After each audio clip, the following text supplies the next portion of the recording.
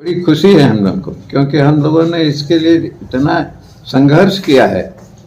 और शुरू से जब वहाँ कोशिश हो रही थी कि किसी तरह से कोई वहाँ जा न सके, उस समय हम लोग वहाँ जा कर के पूरा लड़ाई लड़े, लाठी डंडा खाए के साथ। अपने साथ करीब 36 लोगों को लेकर के 36 कार सेवकों को मैं अयोध्या गया था। लेकिन वो भी पैदल गया, मैं जौनपुर से लेकर के अयोध्या तक पैदल ही पहुंचा। ऐसे छोटे आदमी के पास मोदी जी का फोन एकाएक कैसे आएगा? लेकिन जब हमको यह पता लगा कि नहीं, मोदी जी का ही फोन आया, और उसका नतीजा है कि 1967 में हम विधायक भी हुए। लोगों का हमको प्रेम मिला, लोगों को ये विश्वास हुआ कि नहीं, जनसंघ का जो भी कार्यकर्ता है वो ईमानदारी से काम करना है। वो केवल यही चाहता है कि किसी तरह से इस पार्टी से चल के उसमें हम फायदा कुछ उठा लें, उसमें से चल के इसमें फायदा उठाएं। वो केवल अपने फायदे के लिए करता है, समाज के फायदे के लिए कोई काम आज लोग नहीं कर रहे हैं। यही कारण है कि जो पार्टियां हैं वो एक तरह से अपना आदत। आज लगभग 500 वर्षों के एक लंबे संघर्ष के बाद आज राम मंदिर का अभी कुछ दिन पहले शिलान्यास हुआ था और 2024 के 22 जनवरी को मंदिर का उद्घाटन होना है और रामलला का प्राण प्रतिष्ठा जहां पर की जाएगी।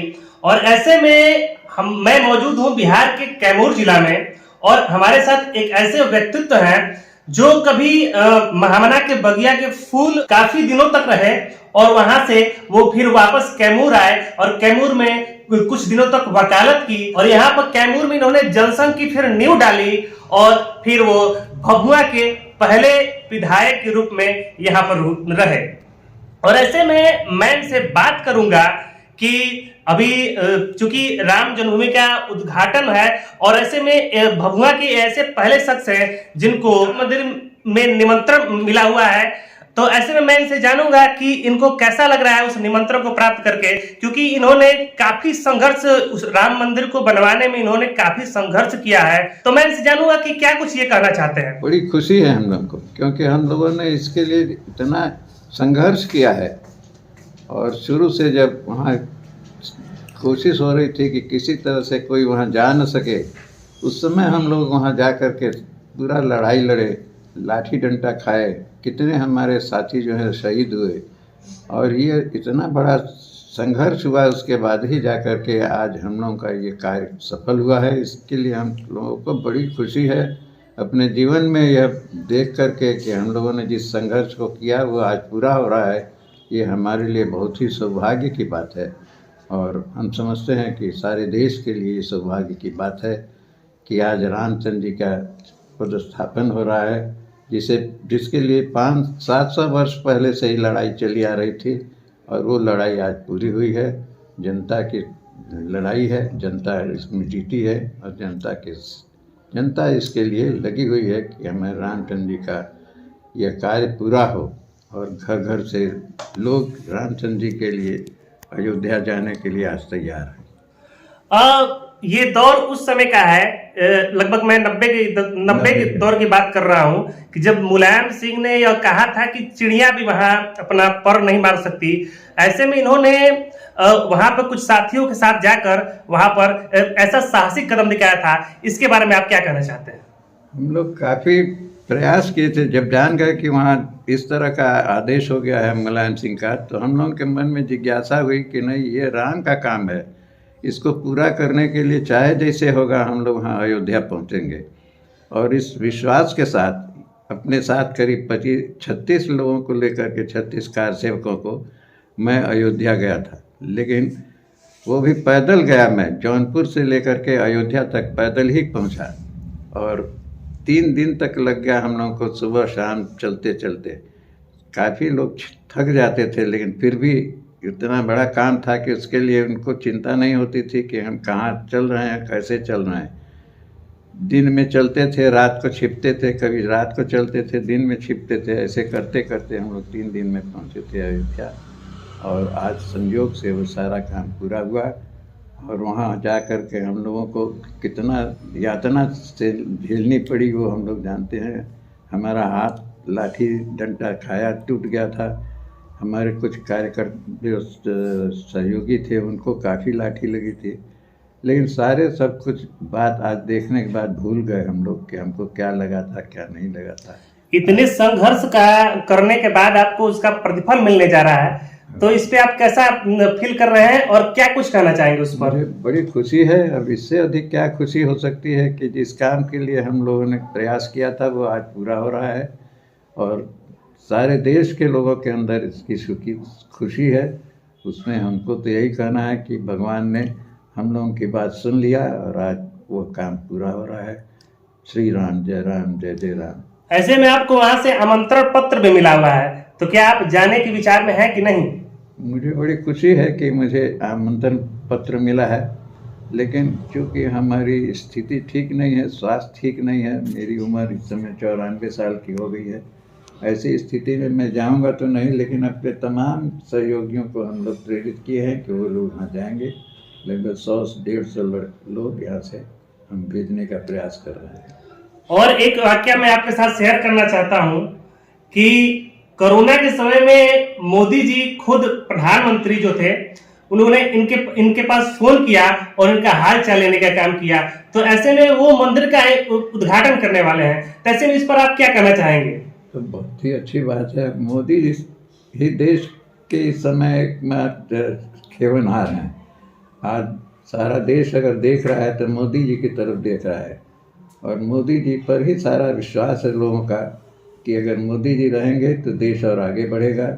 और जो भारत राष्ट्र दुनिया का सबसे प्रसिद्ध होगा इसकी, तो भारत को आगे बढ़ाने में जितनी शक्ति उनकी लगेगी उसी पर हम सबको विश्वास है और मोदी जी पर ही हम लोगों ने विश्वास करके और इस कदम को आगे बढ़ाया है। जहाँ मोदी हैं वहीं विश्वास है। काम भी होता है तो मोदी जी के ही बल पर काम होगा, दूसरा कोई इस करने के लिए सक्षम नहीं रह गया इस देश में। चूंकि आपका जो क्षेत्र रहा है वो राजनीतिक क्षेत्र रहा है, तो ऐसे में मैं आपसे एक बात पूछना चाहूंगा कि जो आजकल के जो युवा हैं, जो युवा नेता हैं, उनको राम के आदर्शों से क्या कुछ सीखना चाहिए? देखिए, राम के आदर्श यही है कि जो भी हो गरीबों की सेवा करना चाहिए और समाज में अपना जो कुछ हो उस गरीबों के प्रति आस्था रखनी चाहिए। रामचंद्र जी ने जब भी जहाँ भी गए गरीबों को अपने साथ लिए, छोटा हो बड़ा हो सबको उन्होंने बराबर समझा। जो भी उनके रास्ते में आए गरीबों का उन्होंने साथ दिया, गरीबों के प्रति उनकी आस्था थी, उनको आशीर्वाद दिया। मल्लाह था उसको भी उन्होंने आशीर्वाद दिया, छोटे सबरी थे उसको भी उन्होंने आशीर्वाद दिया। तो ये जानकारी है, इससे यही लगता है कि जहाँ भी हो गरीबों को जितना भी हो सके उनको सहयोग दीजिए और उन्हीं के बल पर देश आगे बढ़ेगा। उनको जितना ही आप सहयोग करेंगे वो आपके साथ मिलेंगे और देश उसी से मजबूत भी होगा। जब मोदी जी जब फोन किए थे तो उस समय का क्या वाक्या रहा, किस प्रकार से, क्या उस समय की कहानियाँ रही? मोदी जी फोन किए तो मैं उस समय बड़े ही उपचुप में पड़ गया। मेरे समझ में नहीं आया कि बात कहाँ तक सही है कि मोदी जी बोल रहे हैं कि कोई दूसरा न। हमको तो लगा कि हमारे से छोटे आदमी के पास मोदी जी का फ़ोन एकाएक कैसे आएगा। लेकिन जब हमको यह पता लगा कि नहीं मोदी जी का ही फ़ोन आया है तो मुझे ऐसा लगा कि मुझे तो बहुत बड़ी उपलब्धि मिली। मैं अपने को बड़ा ही गौरवान्वित समझा कि इतने बड़े मोदी जी ने आज इस छोटे से कार्यकर्ता को याद किया। यह उनकी महानता है कि जो छोटे से छोटे या बड़े से बड़े हर एक को वो अपना समझते हैं और उसके सुख दुख में बराबर खड़े रहते हैं। यह उनकी सबसे बड़ी खूबी है। महामना के बगिया से निकलना, फिर कैमूर में आके वकालत स्टार्ट करना, फिर जनसंघ की स्थापना करना और फिर विधायक बनना और फिर उसके बाद राम मंदिर के लिए संघर्ष भी करना। तो ये जो संघर्ष का जो दौर है वो आपका कैसा रहा? ये बहुत ही अद्भुत रहा है क्योंकि हमारे लिए तो एक नई बात थी। मैं अभी विश्वविद्यालय से नया नया निकला था, मुझे इसका कोई राजनीतिक जीवन का कुछ पता नहीं था कि कैसे क्या करना है। लेकिन जब हमने जनसंघ की स्थापना किया तो हमको लगा कि नहीं, जब राजनीति करना है तो लोगों से, चारों तरफ के जो राजनीतिज्ञ थे उनसे सहयोग हुआ, उनका मदद मिला और उनसे हमने बहुत कुछ सीखा और उसके सीखने के बाद ही हम इस काम में लगे। लेकिन हमारे लिए आदर्श थे अटल जी और दीनदयाल जी। मुझे बराबर इस बात की चिंता रहती थी कि उनका जो सपना है उसको पूरा करने के लिए हमें जितना भी शक्ति लगे लगाना चाहिए, और इसके लिए जो भी सहयोग हो सके उनको करने के लिए एक क्षेत्र बनना चाहिए। लोगों में उसकी जानकारी देने की ज़रूरत है, जो कि बहुत कम लोग जानते थे उस समय जनसंघ को। लेकिन हम लोग घर घर घूम घूम करके अपना नुकसान सह करके और गांव-गांव में घूमकर अटल जी के और दीनदयाल जी के जो आदर्श थे उसे बताने का प्रयास करते थे। और उसका नतीजा है कि 1967 में हम विधायक भी हुए। लोगों का हमको प्रेम मिला, लोगों को ये विश्वास हुआ कि नहीं, जनसंघ का जो भी कार्यकर्ता है वो ईमानदारी से काम करता है और उस पर विश्वास किया जा सकता है। दूसरे पार्टी के लोग तो धोखा भी दे सकते हैं, लेकिन जनसंघ का कार्यकर्ता कभी धोखा नहीं देता। वो एक आदर्श काम करता है, आदर्श पुरुष होता है, और उसी आदर्श के चलते वो आज भी देश यहाँ तक बढ़ रहा है। इसका एकमात्र कारण यही है कि जनसंघ पर लोगों का विश्वास कि वो जो भी कहता है उसको पूरा करता है। पहले की राजनीतिक परिदृश्य के बारे में मैं पूछना चाहूंगा कि आज के दौर में आप कैसा बदलाव देखते हैं कि पहले कैसा था और आज कैसा है? पहले जो था वो समाज को बनाने की बात होती थी। आज तो हम देख रहे हैं कि अधिकांश जो राजनीतिक पार्टियां हैं वो इधर से उधर होती रहती हैं। उनका उद्देश्य खाली कमाने खाने का रहता है या तिकड़मबाजी बहुत हो रही है। कोई भी पार्टी का कार्यकर्ता इस पर विश्वास नहीं हो पाता है कि वो आज यहाँ रहेगा कि नहीं रहेगा। इसका मतलब है कि उसका कोई सिद्धांत नहीं रह गया है, वो कोई आदर्श उसके पास नहीं है। वो केवल यही चाहता है कि किसी तरह से इस पार्टी से चल के उसमें हम फ़ायदा कुछ उठा लें, उसमें से चल के इसमें फ़ायदा उठाएं। वो केवल अपने फ़ायदे के लिए करता है, समाज के फ़ायदे के लिए कोई काम आज लोग नहीं कर रहे हैं। यही कारण है कि जो पार्टियां हैं वो एक तरह से अपना आदर्श खो चुकी हैं, और इसका नतीजा है कि सारी पार्टियां धीरे धीरे समाप्त होती जा रही हैं। जिसके पास आदर्श है, जनसंघ या भाजपा, उसके पास आदर्श है, वही पार्टी आज सर्वाइव भी कर रही है। लास्ट में चलते चलते आप कैमूर के लोगों को राम जन्मभूमि को लेकर जो अभी उद्घाटन होने जा रहा है, क्या करना चाहेंगे उसको? हम कहेंगे कैमूर के लोगों को कि आप लोगों से हम लोगों का यही प्रार्थना है कि आप लोग अधिक से अधिक संख्या में इस कार्यक्रम में जाएं और शक्ति बढ़ावें वहाँ इस कार्यक्रम को पूरा करने में आपका भी सहयोग हो। जैसे देश में सारे लोगों का सहयोग होगा तभी जा कर के ये काम पूरा होगा। और ये किसी एक लोगों का काम नहीं है, ये सबका है।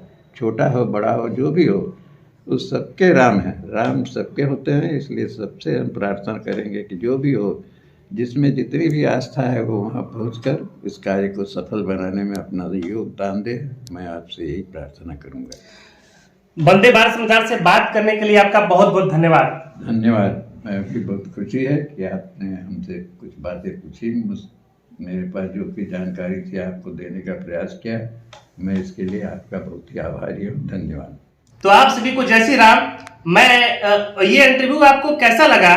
मैं नीलेश हूँ और आप वंदे भारत समाचार देख रहे थे। धन्यवाद।